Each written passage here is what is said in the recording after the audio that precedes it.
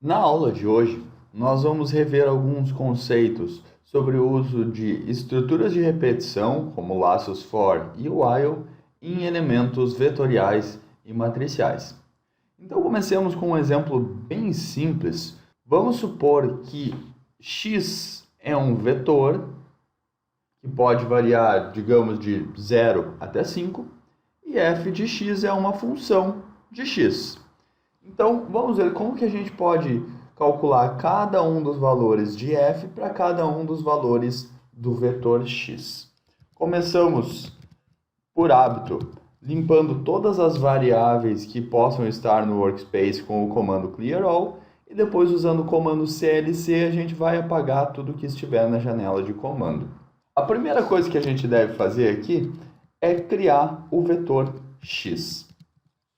Então, existem diversas maneiras da gente criar vetores no MATLAB.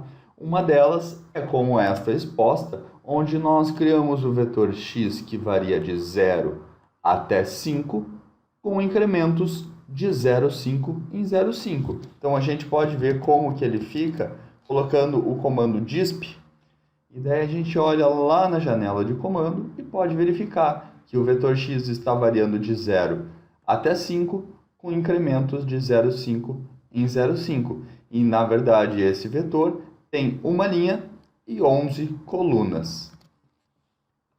Nós não precisamos mais desse disp, era só para a gente verificar o formato de x, se estava tudo certo. E agora a gente pode seguir adiante.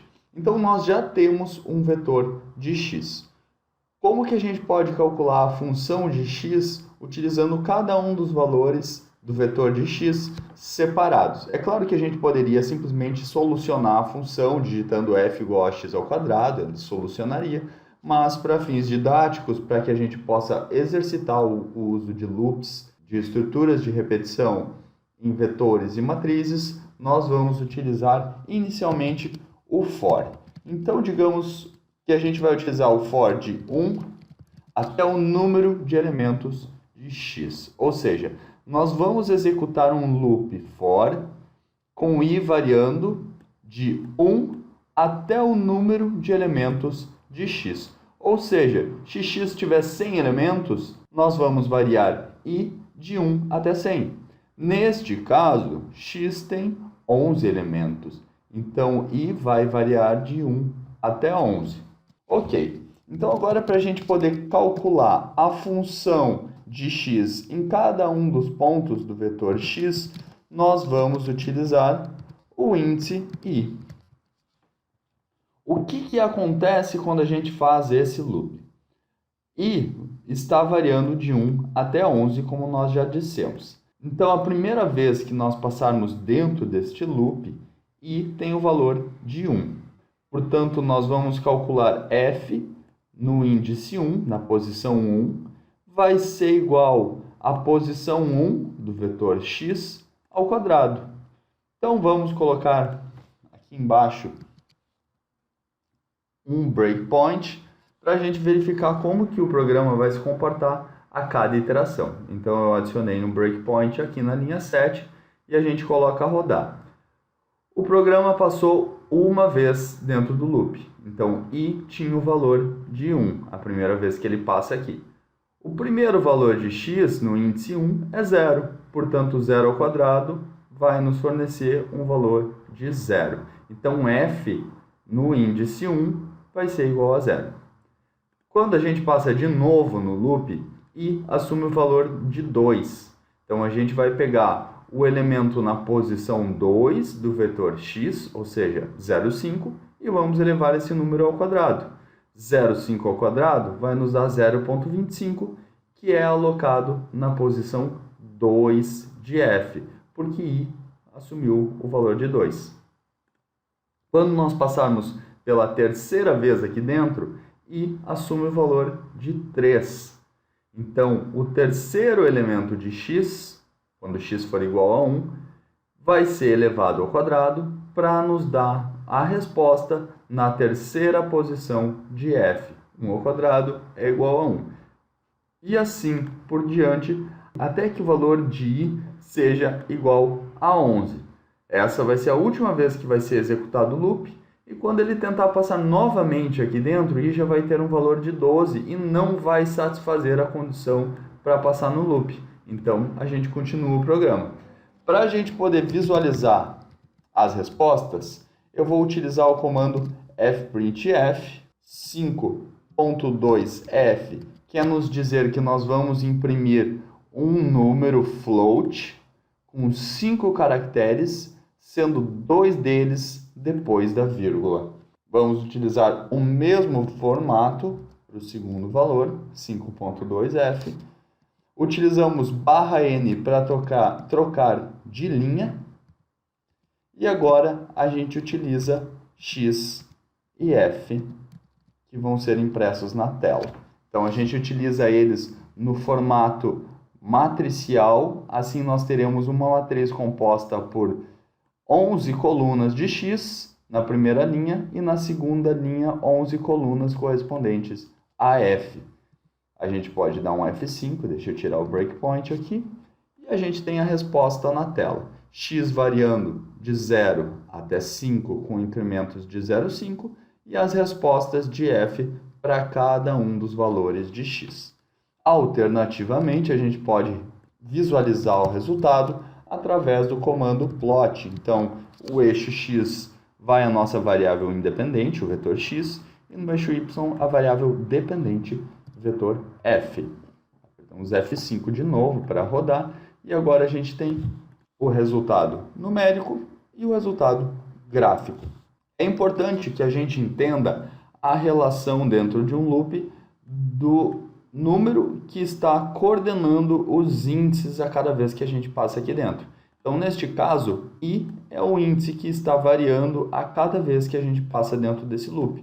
Portanto, a cada vez que a gente passa aqui dentro, i muda.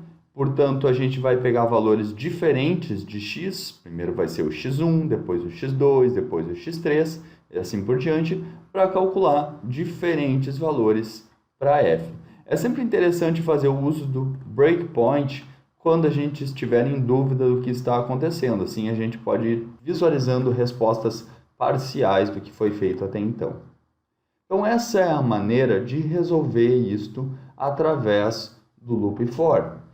Também poderíamos resolver através do loop while. Então, eu vou colocar aqui embaixo, nem vou apagar o de cima, o loop while. Eu vou comentar apenas para ele não precisar rodar novamente. E vamos criar novamente o vetor x, que varia de 0 até 5. Vamos criar agora uma variável chamada n, que vai receber o número de elementos no vetor x. Então, antes nós utilizamos diretamente o número de elementos do vetor x aqui no loop. Agora, nós vamos simplesmente alocar esse valor na variável n. Por fim, nós precisamos iniciar o contador de iterações. Como nós vamos utilizar agora o loop while, é preciso iniciar o contador de iterações que nós fizemos aqui na linha 14. Inicialmente, i é igual a 1. Então, enquanto i for menor ou igual ao número de elementos de x, neste caso alocado na variável n, nós vamos executar o comando para calcular a função no ponto atual. Então, f no ponto i vai ser igual a x no ponto i ao quadrado. A diferença entre o loop for e o loop while é que nós precisamos inicialmente criar o contador de iterações. Nós iniciamos ele com o valor de 1 e agora é necessário sempre adicionar um incremento. É muito importante essa linha 17, onde a gente vai incrementar o valor de i em mais uma unidade. Ou seja, a primeira vez que nós passarmos dentro desse loop, i tem o valor de 1. Então, nós vamos pegar o primeiro elemento de x, vamos elevar ao quadrado para calcular o primeiro elemento de f. Depois de executada a linha 16, quando nós executarmos a linha 17, i vai ser incrementado em uma unidade, ou seja, i vai assumir o valor de 2. Nós voltamos para a linha 15 e fazemos o teste. 2 é menor do que 11? Sim, é menor do que 11. Então, nós vamos voltar a executar o que está dentro do loop.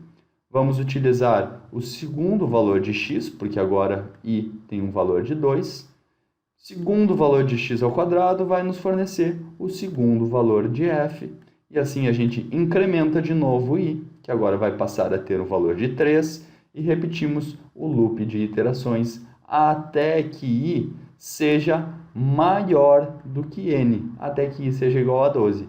Quando i for igual a 12, o laço não é mais executado e nós passamos à linha seguinte, onde a gente pode simplesmente imprimir os dados em tela e fazer o plot novamente. Então, eu só vou copiar do que já foi feito anteriormente e nós vamos rodar novamente o programa para verificar se está tudo certo. Então, a figura está aqui, ela nem mudou, porque é exatamente a mesma resposta. E aqui na tela principal, na janela de comando, nós temos a mesma resposta. Então, aqui a gente tem duas alternativas para fazer o mesmo problema, para executar a mesma função.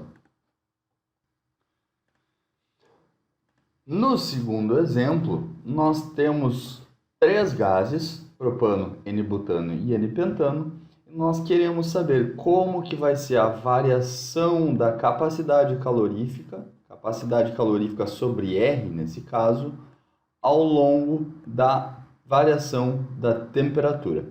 Então, esse modelo polinomial da capacidade calorífica vocês podem encontrar no apêndice A.2 do livro de termodinâmica do Koretsky, juntamente com os valores dos parâmetros A, B e C para os 3 gases que nós estamos utilizando neste exemplo. Então, a gente tem aqui em A um vetor com os parâmetros de propano, N-butano e N-pentano. Depois nós temos os parâmetros B para N-butano, propano, N-butano e N-pentano. E nós temos também o vetor dos parâmetros C para propano, N-butano e pentano.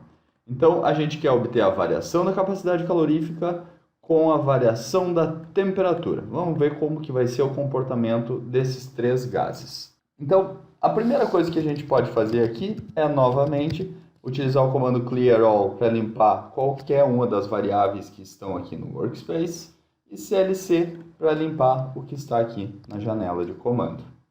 Então, a gente começa com clear all e clc. A gente pode definir o número de componentes, nc igual a 3, nós temos 3 componentes, e um vetor da temperatura. A temperatura utilizada neste caso vai variar de 300 Kelvin até 750 Kelvin, com incrementos de 5 em 5. Por fim, nós vamos adicionar os parâmetros do modelo polinomial para capacidade calorífica. Então, eu vou só copiar esse que já está digitado aqui.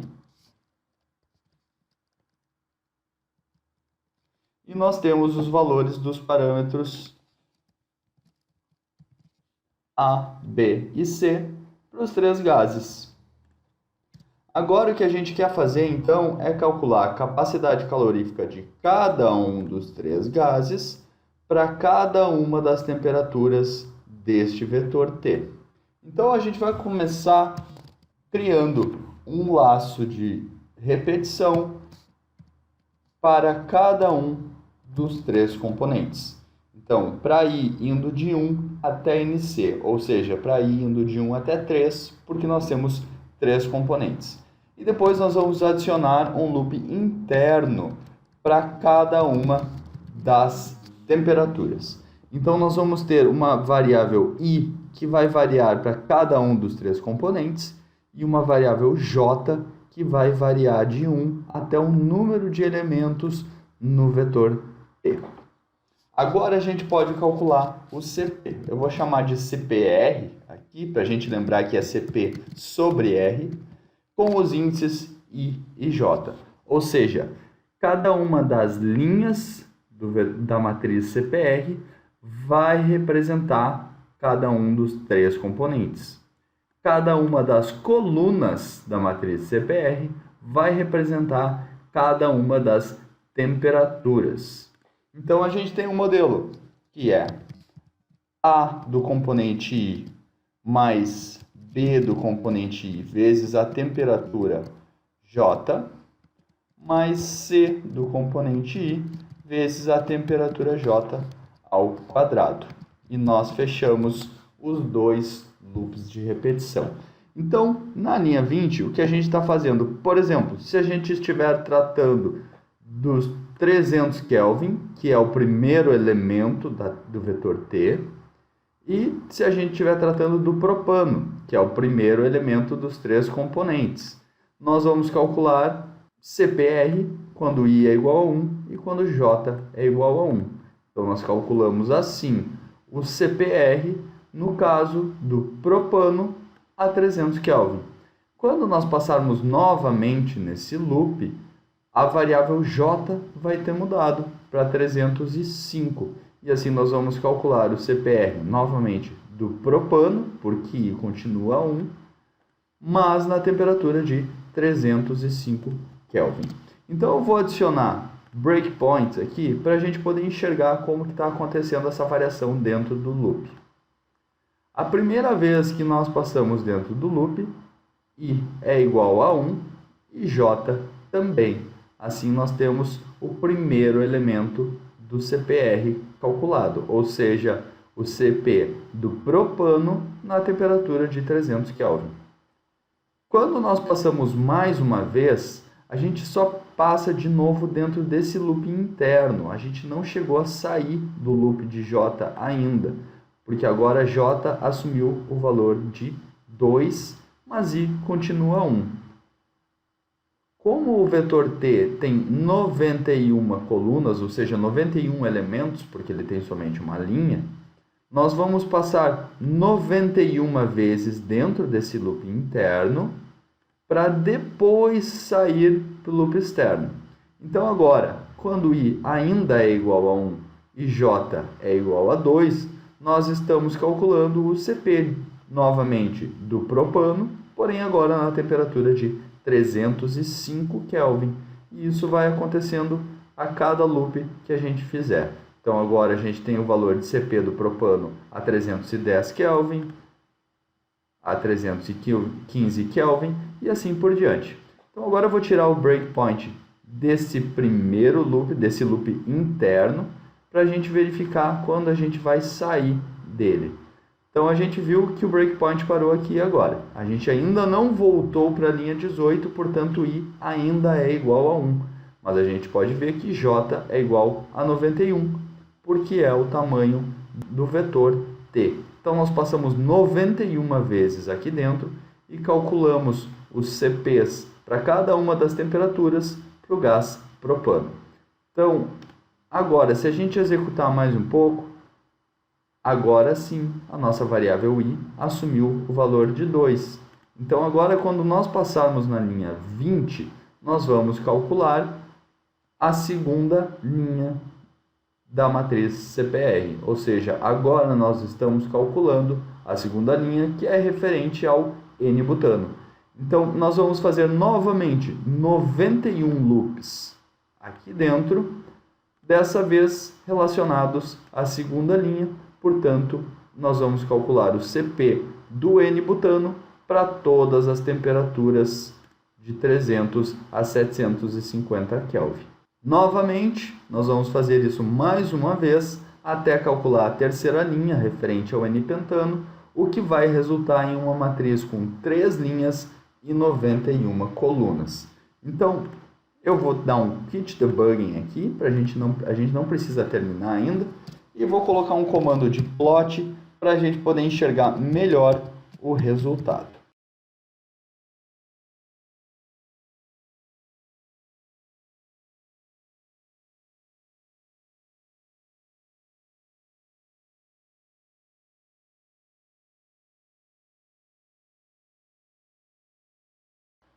Então, na linha 23, nós utilizamos o comando plot para produzir uma figura. No eixo X, nós temos a variável independente, o vetor das temperaturas. No eixo Y, nós temos a variável dependente, a matriz CPR. E mudamos a espessura das linhas que vão ser plotadas para 1.5. Como nós sabemos que CPR possui 3 linhas, a gente vai ter 3 curvas plotadas, portanto nós vamos utilizar as legendas para identificar cada uma delas, sendo a primeira referente a propano, a segunda referente ao N-butano e a terceira referente ao N-pentano. E a gente adiciona também os títulos dos eixos X e Y e também adicionamos linhas de grade no gráfico. Agora a gente pode rodar novamente e obter o resultado gráfico do CP variando com a temperatura para os 3 gases do exemplo. Antes da gente passar para o terceiro exemplo, vamos ver rapidinho como funciona o comando find do MATLAB. Então vamos primeiro definir uma matriz, um vetor, aliás, A, que vai de 0 até 6, mas com uma diferença aqui no meio. Em vez do número 4, nós temos mais um 0 aqui. Então, A é igual a 0, 1, 2, 3, 0, 5 e 6. Se a gente utilizar o comando find em A, nós vamos obter os índices de todos os elementos que não são iguais a 0. Ou seja, o segundo elemento, o terceiro e o quarto, e o sexto e o sétimo. Então, nós temos agora um vetor B que é igual a 2, 3, 4, 6 e 7. Ou seja, os índices dos elementos não zeros do vetor A. Nós poderíamos fazer diferente também. Vamos criar um vetor C utilizando o comando find, onde C vai encontrar os elementos de A que são menores do que 3. Então, nós temos os índices 1, 2 e 3, mas nós não temos o índice 4, porque nós queremos valores de A menor do que 3 e aqui A é igual a 3. Nós temos o índice 5, porque 0 é menor do que 3, mas nós não temos os índices 6 e 7. Então, assim, o vetor C ficou com os índices 1, 2 e 3 e 5, que são os elementos do vetor A que são menores do que 3. Uma outra maneira seria utilizar menor igual. Assim, a gente pode incluir esse quarto elemento que não estava incluso anteriormente. Então, é isso que o comando find faz. Ele vai encontrar valores não zero de uma matriz ou ainda vai utilizar relações de operação lógica para encontrar os índices do vetor ou da matriz de interesse. Tendo isso em vista, vamos fechar esse gráfico, a gente vai ver um exemplo de um reator em batelada. Vou apagar aqui para fazer novamente com vocês. Então, neste exemplo, nós temos uma reação de primeira ordem em batelada, onde nós temos um reagente A resultando em um produto B. Assim, a equação característica da variação do número de mols de A ao longo do tempo é dada por menos K vezes o número de mols de A, onde K é um parâmetro igual a 0,0115 segundos na menos 1. Se nós integrarmos esta equação, nós chegaremos neste resultado, Na sobre Na0 igual a exponencial de menos K vezes T, e utilizando a definição da conversão, onde a gente vai ter as moléculas que não reagiram, aliás, as moléculas que reagiram sobre o total de moléculas alimentado, manipulando o resultado da integração da nossa equação, nós vamos obter que a conversão é igual a 1 menos o exponencial de menos kT. Então, o que a gente quer fazer aqui, inicialmente, é procurar onde que a gente vai obter 80% de conversão nesta reação. Em que momento nós vamos obter 80%? Então, a primeira coisa que a gente vai fazer é utilizar o Clear All e o CLC, novamente, para apagar todas as variáveis que possam estar aqui no Workspace e para apagar tudo que vai estar aqui na janela de comando. E depois a gente vai definir a nossa constante, K igual a 0,0115.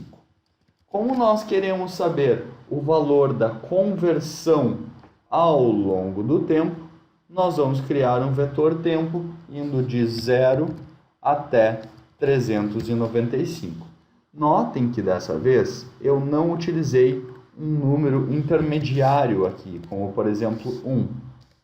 Quando nós definimos apenas o ponto inicial e o ponto final, o MATLAB entende automaticamente que os incrementos serão de 1 em 1. Portanto, a gente vai ter um vetor tempo indo de 0 até 395, com incrementos de 1 em 1. Agora nós vamos utilizar um loop for para calcular os valores da conversão em cada um dos tempos. Então, para ir indo de 1 até o número de elementos no vetor tempo, nós teremos as conversões como sendo igual a 1 menos exponencial de menos k vezes o tempo atual. Então, novamente, i está variando de 1 até o número de elementos no tempo, que neste caso vão ser 396 pontos. A primeira vez que nós passamos dentro do loop, i tem o valor de 1, portanto, nós vamos calcular o primeiro elemento da conversão como sendo 1 menos exponencial de menos k vezes o tempo inicial, o valor do tempo no índice 1. Quando nós passarmos novamente, i vai assumir o valor de 2, então x na segunda posição vai ser igual a 1 menos exponencial de menos k vezes o t na segunda posição, e assim por diante. Então a gente já criou o loop. Para fazer o cálculo da conversão variando com o tempo, vamos criar um comando plot para a gente poder visualizar essa resposta. Então, no eixo x nós temos a variável independente, nesse caso o tempo, e no eixo y nós temos a conversão como nossa variável dependente.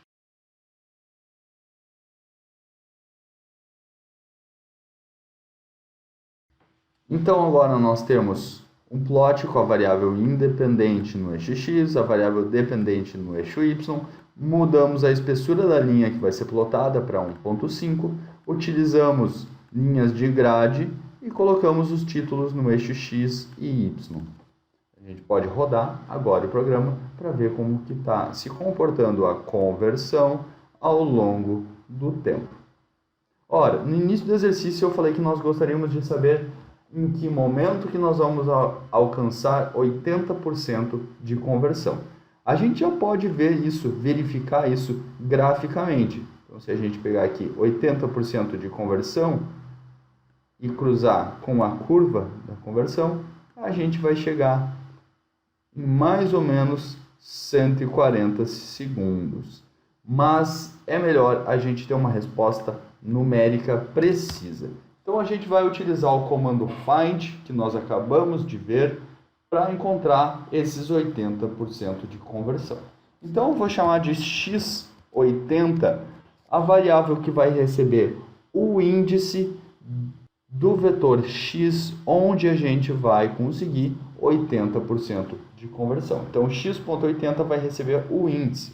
Então x.80 é igual ao find, o valor absoluto de 0.8 menos x menor do que 1 vezes 10 na menos 3. O comando da linha 17 quer nos dizer o seguinte: nós vamos procurar um valor onde x menos 0.8, que está representando os 80%, o valor absoluto dessa diferença seja próximo de zero, ou seja, seja menor do que uma tolerância, que nesse caso foi utilizado como 1 vezes 10 na menos 3.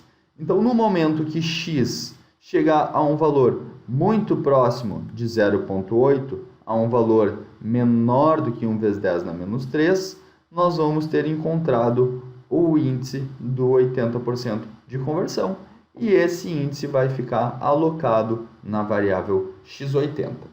Essa variável vai ser utilizada para a gente extrair as informações agora. Então, vou utilizar o comando fprintf para a gente poder colocar na tela o resultado.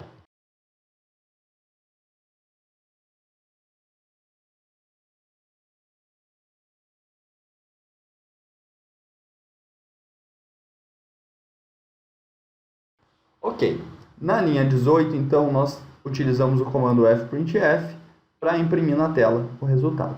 Então, nós colocamos o texto que aos tantos segundos atingimos tanto de conversão.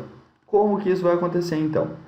Aos 6.2f quer dizer que nós vamos imprimir na tela um float, um número, com 6 caracteres e sendo 2 deles depois da vírgula. Depois a gente tem este outro comando que quer dizer que nós vamos novamente imprimir um float, um número, com 5 caracteres, sendo 2 deles depois da vírgula. Essa sequência de porcentagens aqui foi utilizada para a gente poder imprimir uma porcentagem na tela devido à simbologia que o MATLAB usa, o interpretador de texto do MATLAB. Então, a gente utilizou este sinal de porcentagem para uma entrada de dados e este sinal de porcentagem para uma segunda entrada de dados. Isso quer dizer que depois do nosso argumento de texto no fprintf, nós vamos ter que utilizar 2 dados de entrada. O primeiro deles é x80 menos 1, ou ainda a gente poderia utilizar t em x80 menos 1. Por que este menos 1? Porque o x80 está se referindo aos índices. E como os índices no MATLAB iniciam em 1, isso quer dizer que o primeiro valor de t, o t no índice 1, é igual a 0. Então, o tempo 1 vai ser somente no índice 2. Por isso que nós descontamos uma unidade aqui para encontrar o tempo certo de conversão. Depois, nós utilizamos novamente o índice x80, encontrado com o comando find, para imprimir na tela o valor da conversão neste índice. Assim, se nós rodarmos o programa, a gente vai ter novamente o gráfico da conversão e na tela, aos 139 segundos, atingimos 80.01 de conversão. Então, se nós retornarmos aqui para o loop, para a gente olhar novamente, vou colocar um breakpoint aqui na linha 12 e vamos ver o que está acontecendo aqui no loop. Então, a gente passou uma vez aqui dentro do loop e possui um valor igual a 1. Portanto, nós estamos pegando o primeiro elemento do vetor tempo para calcular o primeiro elemento do vetor x de conversões. Quando a gente passa mais uma vez aqui dentro do loop e assume o valor de 2, e agora nós estamos utilizando o segundo elemento do vetor tempo para calcular o segundo elemento do vetor x. E assim por diante. Agora com o valor de 3, nós utilizamos o terceiro elemento de t para calcular o terceiro elemento de x. Cada um desses elementos é calculado para depois utilizar o comando plot. Novamente, este cálculo poderia ter sido feito diretamente sem o uso de estruturas de repetição. Porém, por fins didáticos, para a gente revisar como é o funcionamento da estrutura de repetição em matrizes e vetores, nós utilizamos essa abordagem. Então, depois de calculadas todas as conversões, nós plotamos isto em um gráfico e utilizamos o comando find para encontrar um valor de x próximo o suficiente de 80% e utilizar este índice do valor de x próximo a 80% para encontrar em qual tempo isto aconteceu e qual foi o valor real da conversão neste tempo. Na próxima aula, nós vamos continuar utilizando estruturas de repetição com vetores e matrizes na produção de diagramas de equilíbrio líquido-vapor de uma mistura binária.